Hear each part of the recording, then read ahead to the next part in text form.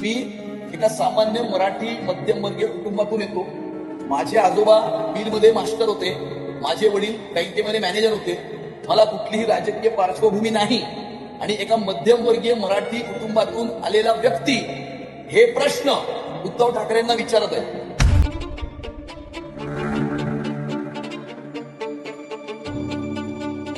आम्ही ममदानीकरण होऊ देणार नाही, मुंबईचा न्यूयॉर्क होऊ देणार नाही, मुंबईचा असं रंग कोण आम्ही बोललं? बदलू देणार कोण बोललं? नाही. हे सगळे भाजपचे पदाधिकारी मुंबई अध्यक्ष बोलतात. चाटम चाटम नाही काय मला ऐकायला नाही, माईक घे ना जरा. चाटम